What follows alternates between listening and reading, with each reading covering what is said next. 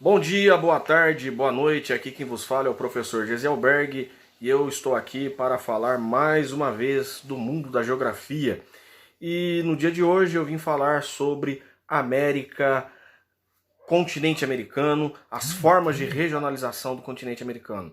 A América é o segundo maior continente do planeta, estando atrás apenas do continente asiático.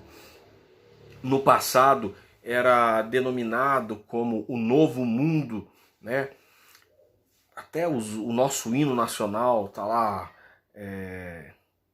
falando nos nossos versos, falando iluminada ao sol do Novo Mundo. Isso mesmo, a América era chamada de Novo Mundo e não faz muito tempo não, uns 100, 200 anos atrás era chamado de Novo Mundo, América Novo Mundo. E esse Novo Mundo é muito grande, possui uma grande diversidade climática, possui uma grande diversidade vegetal, de relevo, assim também possui uma grande diversidade cultural. Por isso que nós fazemos e criamos as formas de regionalização do espaço geográfico americano. Lembra que a regionalização é a divisão do espaço geográfico em áreas por características e aspectos em comuns, aspectos naturais ou humanos. Hoje nós vamos falar de duas formas de regionalização. São regionalização por aspectos humanos e uma por aspecto natural, mas pela localização. Então, o primeiro aspecto de regionalização é por localização geográfica, que dividimos a América em três Américas, a chamada Três Américas. Localização geográfica ou regionalização política, respeitando as fronteiras dos países. E quais são essas três Américas? América do Norte, América Central e América do Sul.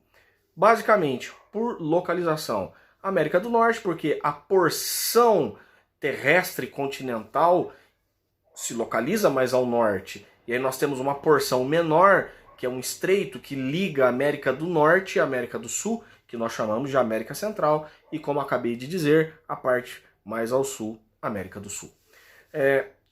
O que você precisa saber sobre essa divisão? O essencial, né? O calcanhar de Aquiles de todo aquele que vai fazer uma prova de geografia é confundir e dizer que o México pertence à América Central.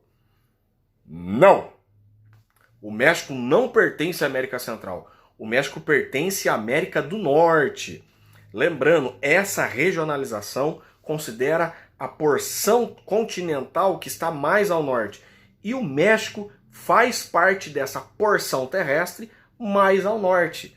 Então nós temos na América do Norte o México, os Estados Unidos, o Canadá. Temos o território da Groenlândia, que é um território que pertence à Dinamarca, e lá no extremo oeste, mas também ao norte, o Alasca. O Alasca que é território dos Estados Unidos. Então, país, né, nós temos México, Estados Unidos e Canadá. A Groenlândia é uma parte da Dinamarca, é um território dinamarquês. Tá? Mas, contudo, está lá na América do Norte. Já a América Central é formado por uma estreita parte continental, formado por Guatemala, Belize, Honduras, Costa Rica, El Salvador, Nicarágua e Panamá. São esses países que formam a América Central continental, porque nós temos ilhas na América Central, na parte continental da América Central. E são várias ilhas, eu vou destacar as principais, né? Nós temos Cuba, Jamaica, a terra de Usain Bolt, e muitos dizem e falam: o Usain Bolt é africano, ele veio da África. Não, gente. A Jamaica é um país da América Central. Assim como muitos também disseram que o Haiti estava na África. Não, o Haiti está na América Central e o Haiti, ele divide a ilha com outro país chamado República Dominicana. Então a mesma ilha é dividida por dois países, República Dominicana e Haiti. Cuba, Haiti, República Dominicana, Jamaica, nós temos Trindade e Tobago, Porto Rico, que é um território dos Estados Unidos. Porto Rico é um território dos Estados Unidos. Curaçao, que é um antigo território holandês, né? Só curiosidade, Jamaica fala inglês. Bahamas fala língua inglesa também. Já Cuba, República Dominicana, espanhol. Porto Rico, apesar de ser um território dos Estados Unidos, a língua predominante é o espanhol. O Trindade e Tobago inglês. Então, há uma variedade de línguas ali entre inglês, espanhol, francês, o Haiti é francês, das ilhas da América Central, né? Continuando, vamos partir agora para a América do Sul. Falando de América do Sul, é importante nós sabermos e conhecermos bem esse continente, pois é o continente cujo qual está o território do nosso querido Brasil. Então vamos partir do país que faz fronteira, divisa com o Panamá, que é o último país da América Central que faz divisa com a América do Sul, que é o Panamá, América Central, do outro lado a Colômbia.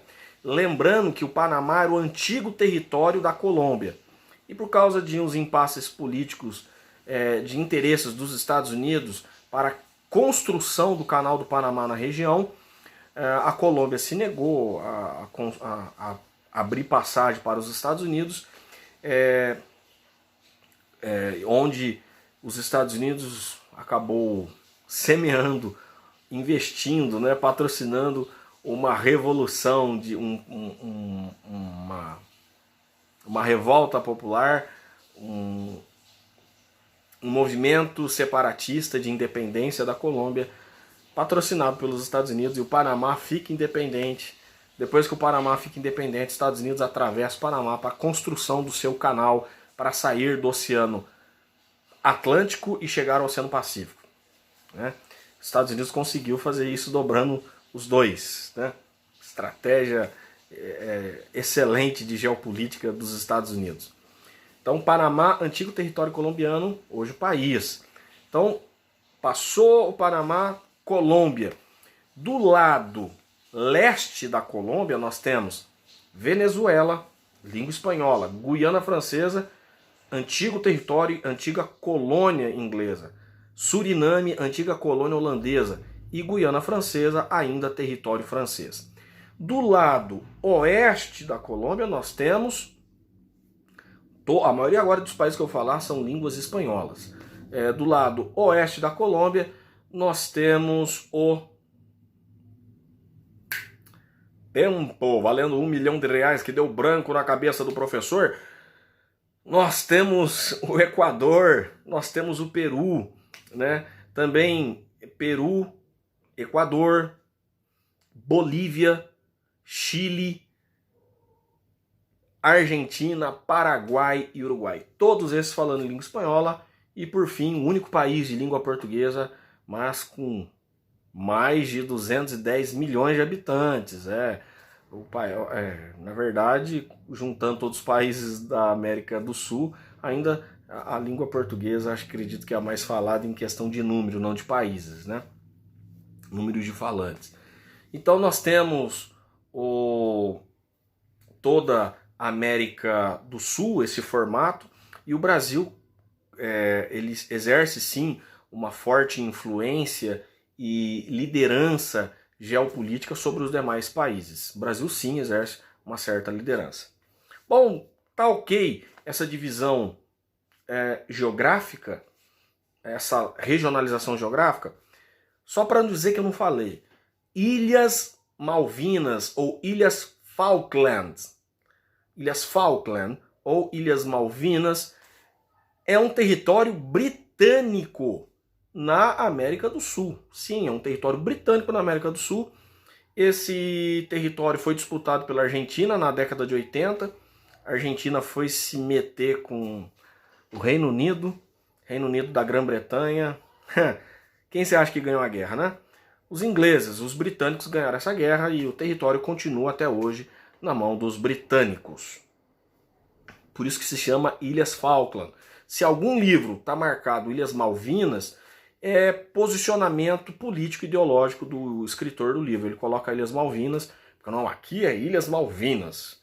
Né? Os ingleses roubaram, ocuparam. A maior parte da população que vive nas Ilhas Malvinas, majoritariamente, 90% dos habitantes das Ilhas Malvinas falam inglês e desejam pertencer ao Reino Unido da Grã-Bretanha e Irlanda do Norte, que é o Reino Unido. Eles não querem sair do Reino Unido. Então, eu acho que não tem nada de legítimo aí. Quem foi invasor mesmo foram os argentinos. Isso é opinião minha. Outros vão divergir. Mas você pode encontrar num livro tanto Ilhas Malvinas ou Ilhas Falkland. Ilhas Malvinas é a mesma Ilhas Falkland. Ok? Os argentinos chamam de Ilhas Malvinas. Os ingleses, os britânicos, chamam de Ilhas Falkland. Tranquilo. Agora vamos para uma outra forma de regionalização do continente americano, que é a regionalização por aspectos culturais, pelos aspectos históricos, sociais, econômicos, até mesmo religiosos, que acaba determinando questões de comportamento, cultura, a forma de educação, influencia bastante.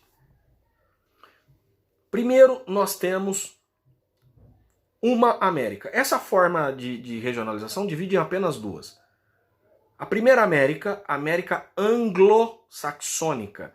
Anglo-saxônica é o nome que se dá aos povos que colonizaram a região da Bretanha, a ilha da Bretanha, que é a atual Grã-Bretanha, que dali sairiam os povos ingleses. Então os anglos, eles migraram da região de Angli, os saxões da região da Saxônia. Então são dois povos alemães, germânicos, que povoaram a Bretanha. E dali saiu os anglo-saxões, que daria futuramente o nome aos povos ingleses. Lembra que anglo e ingla são palavras derivadas, tá?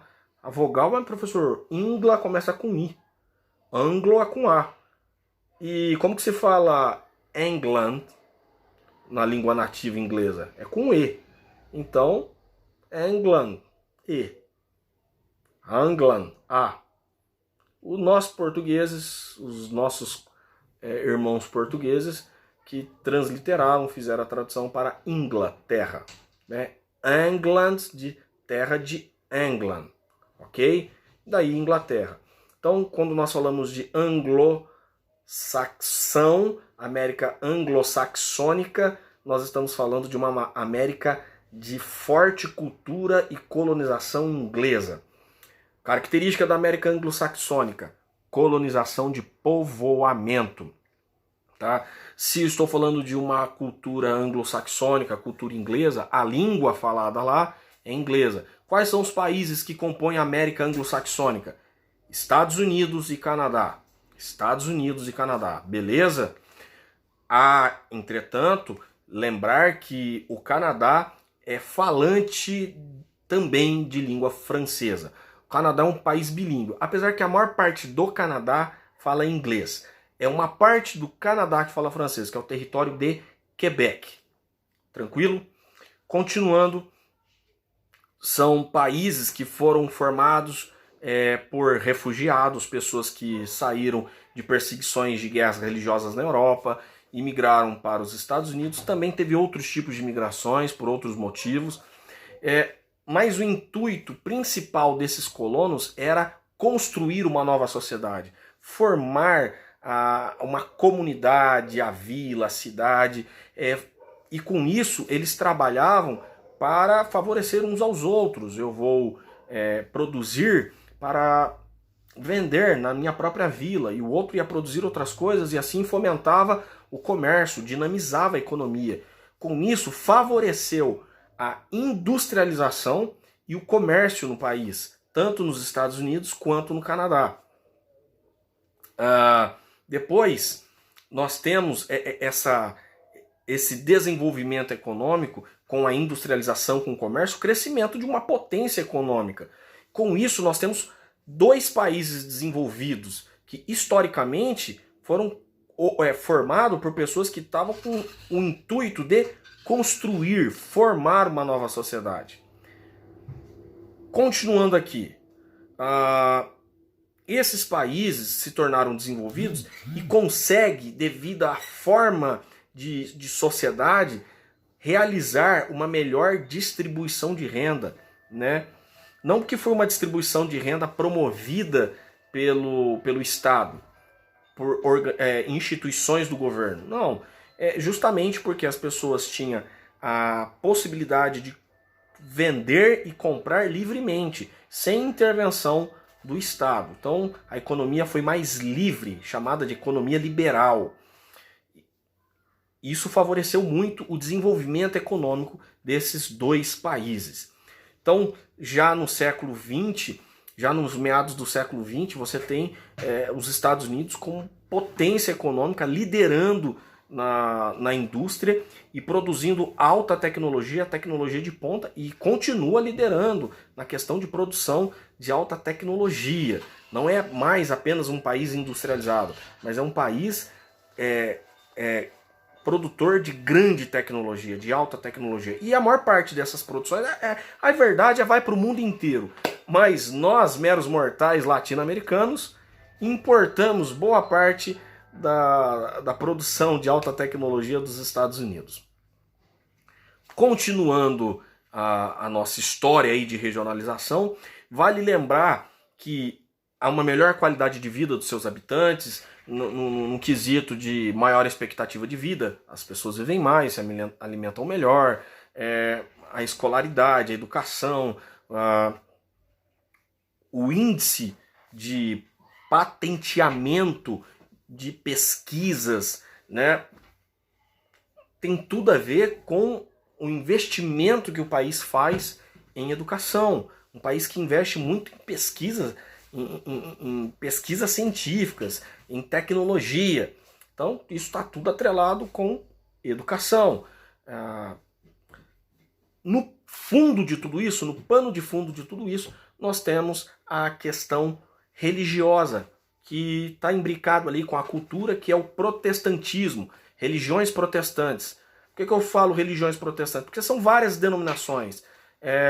Igrejas evangélicas, o mormonismo, o adventismo, tem várias denominações protestantes, mas é essa formação protestante que vai fazer, o cerne da sociedade anglo-saxônica.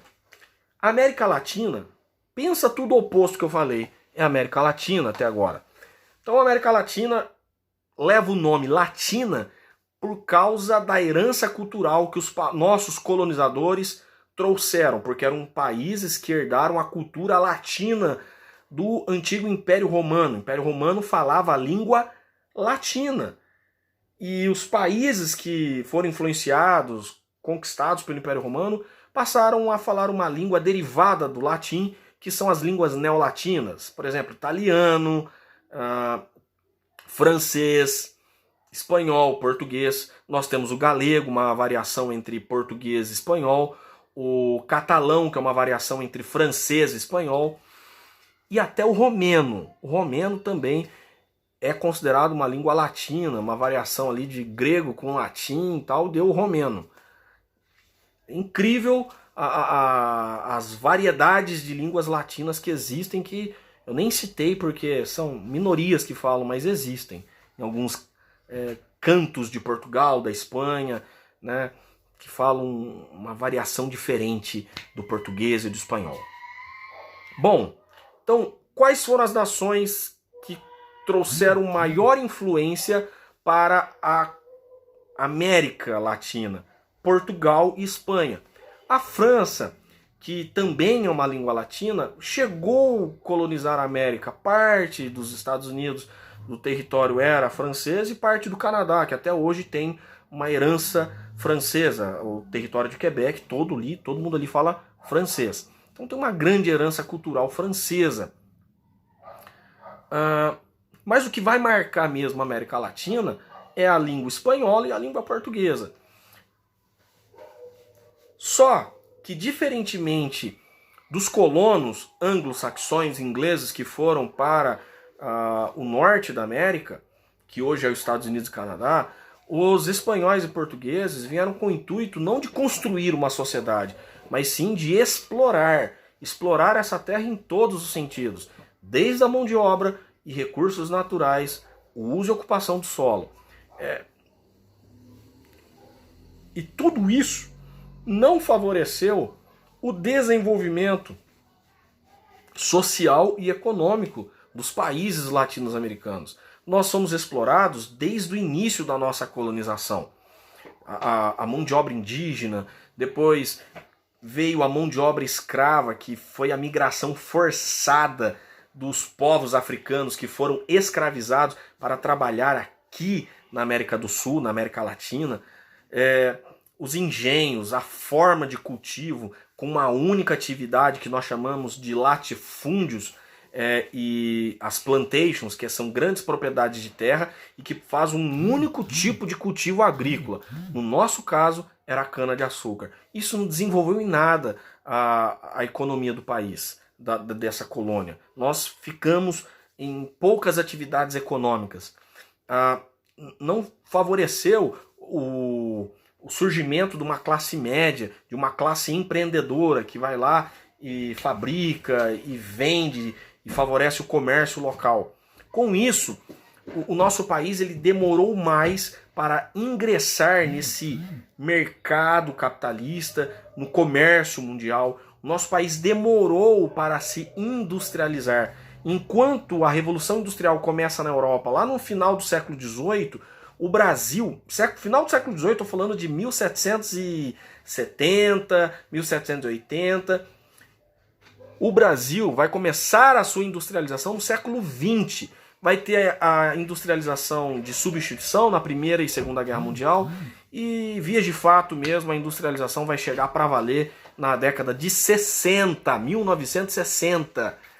Quanto tempo demorou para o Brasil se industrializar? Quer dizer, o país ele demorou bastante para se engajar e aquecer a sua economia a partir da industrialização. Contudo, isso ainda não favoreceu para o nosso país se desenvolver, né? Nós somos considerados um país em desenvolvimento. Isso quer dizer o quê? Somos industrializados, mas ainda dependemos da alta tecnologia vinda de países que produzem alta tecnologia, como os Estados Unidos e Canadá. Então, você tem um país industrializado, mas que ainda é dependente dos países pioneiros na industrialização. O Brasil não importa só a tecnologia dos Estados Unidos e Canadá. O Brasil importa a tecnologia da Alemanha, Reino Unido, França, China. Sim, o Brasil importa a tecnologia da China e Japão. Coreia do Sul também. Só para vocês entenderem, o mesmo período que o Brasil iniciou a sua industrialização é o mesmo período que a Coreia do Sul também passou a se industrializar.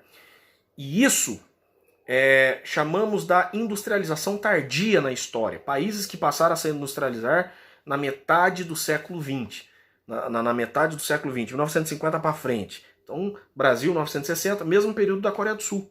Só que esses dois países eram pobres, subdesenvolvidos e passaram a se desenvolver. Países em desenvolvimento. Melhorou a qualidade de vida? Melhorou. Melhorou os níveis de educação? Sim, há pessoas que contestam, mas sim, há uma abrangência, a escola agora é para todos, né? Não é só apenas para uma elite. Muita coisa melhorou no Brasil, sim. Só que comparando com a Coreia do Sul investiu na sua educação para que fomente pesquisas e desenvolvimento tecnológico, E hoje a Coreia do Sul é um país já considerado desenvolvido, é um país que está dentre os tigres asiáticos, né, conhecido como tigres asiáticos, grande produtor de alta tecnologia. E seguinte, não é apenas um país desenvolvido, é um país, para ser desenvolvido, ele não precisa ser apenas rico, ele precisa promover qualidade de vida para os seus habitantes. O Brasil teve crescimento econômico? Teve, mas porém, o seu crescimento econômico não condicionou uma melhora absoluta de qualidade de vida dos brasileiros. Então a qualidade de vida não acompanha o crescimento econômico. O Brasil ainda está muito aquém para ser um país desenvolvido. Então nós ainda temos sérios problemas como corrupção, nós temos sérios problemas como saneamento básico em algumas regiões do Brasil. Nós não estamos conseguindo resolver com um problema sanitário, uma crise sanitária. Claro, um problema mundial, que é o problema da Covid-19, a pandemia e o coronavírus. E é por isso que nós estamos tendo essa aula aqui nesse vídeo. Então nós temos sérios problemas. O Brasil, então, ele está entre esse cenário dos países da América Latina que passaram por uma industrialização tardia, mas que ainda assim possui sérios problemas sociais e econômicos para os seus habitantes. A qualidade de vida ainda está aquém. Ainda o Brasil possui sérios problemas na área da saúde, da educação. E quando eu falo assim Brasil, outros países da América Latina é muito parecido com a mesma situação do Brasil. A Argentina, por exemplo, o México, por exemplo. O México, Argentina e Brasil são os países que chamamos de emergentes, aqueles países que estão saindo do buraco para fora. Entendeu? Emergente é aquele que sai. Emerge, aquele que desce. Então, emergente, um país emergente, aquele que está saindo para fora. Está crescendo, crescendo, crescendo. Mas o Brasil está crescendo desde os anos 60. Né? Os meus pais falavam, o Brasil é o país do futuro. Bom, isso eu via há 25, há 30 anos atrás. O Brasil é o país do futuro. E aí, nós estamos no futuro? Quer dizer, o futuro é quando? Quando é esse futuro? O Brasil é o país do futuro. Quando? Né? Tínhamos uma grande expectativa do Brasil ser um país, uma potência, né? Pelo grande crescimento econômico que teve nos anos 60. Mas a história nos prova aí que nós falhamos muito no gerenciamento desses recursos, né? Tivemos sérios problemas. Outro país que vem ali ao lado do Brasil, que não tem uma economia tão potente quanto do Brasil, mas tem uma qualidade de vida melhor que todos os países da América do Sul e da América Latina, que é o México, é o Chile. O Chile é um país que está entre os países emergentes em desenvolvimento. Talvez não é tão industrializado quanto o Brasil, mas a qualidade de vida dos seus habitantes é melhor do que a qualidade de vida dos mexicanos, argentinos e dos brasileiros. Aliás, os argentinos têm uma qualidade de vida melhor que do Brasil, os uruguaios têm uma qualidade de vida melhor que os brasileiros, né? E o Brasil, assim, é a maior potência da América Latina. A maior potência da América Latina, mas ainda deve nas questões socioeconômicas. Qualidade de vida. Não basta o Brasil estar entre as 10 maiores potências do mundo se não consegue resolver os seus problemas internos. Países da América Latina também são países intermediários. Quem são esses países intermediários? Países que não são potências econômicas, mas também não são miseráveis, subdesenvolvidos. Têm as suas atividades voltadas na área da mineração, da pecuária e agricultura. Eu estou falando de Uruguai, Paraguai, Colômbia, Peru, né? A Venezuela estava entre esses países intermediários, mas a questão da Venezuela é uma outra história devido às políticas, aos programas econômicos, às políticas que interferiram na economia do país e levar o país ao caos. Tá? Isso é uma outra aula. Mas a Venezuela está numa crise sem fim. Numa crise sem fim. Com isso, nós temos os países intermediários, que a maior parte das atividades econômicas está voltada para a agricultura e pecuária. O professor, mas o Brasil não tem uma forte atividade agrícola e pecuarista? Sim, o Brasil é um grande agroexportador, mas o Brasil é um país industrializado frente a esses países intermediários. Detalhe, o Brasil está entre as 10 maiores potências do mundo. O Brasil não é um Uruguai da vida e nem um Paraguai da vida. O Brasil está entre as 10 maiores economias do mundo. Continuando aqui a nossa explicação, eu já cheguei aos 30 minutos, esse vídeo já está longo. Eu termino aqui falando dos países subdesenvolvidos. São países mais pobres que têm sérios problemas sociais, econômicos, em alguns casos instabilidade política. É o caso do Haiti, que é o exemplo mais claro que nós temos agora aqui em nossa mente. Beleza? Que país que sofre realmente com problemas de alimentação, saneamento básico e, enfim, abrangindo tudo isso em péssimas condições para uma melhor qualidade de vida. Pessoal, para fechar, lacrar e acabar com tudo isso, a América Latina. Dentro de tudo isso, a maior parte desses países, e aliás, praticamente todos eles, são majoritariamente católicos, e a influência católica ela é muito forte na educação, na cultura, na forma de se comportar. Então, são países católicos. Nós temos Guiana, língua inglesa, Suriname, holandês, Curaçao, holandês, Jamaica, inglês, Bahamas, inglês. São países que não falam línguas latinas. Contudo, dentro do processo histórico, social e econômico, eles se encaixam nos aspectos de um país da América Latina. Ok? Então, guardem bem isso aí. Duas formas de regionalizar o continente americano. A primeira, localização geográfica, que divide América do Norte, Central e América do Sul. E a segunda forma de regionalização é aquela que divide por aspectos humanos, históricos, sociais, culturais, econômicos e religiosos, que é a América anglo-saxônica e América Latina. Beleza? Fica com um forte abraço, fica na paz, Deus vos abençoe, até a próxima.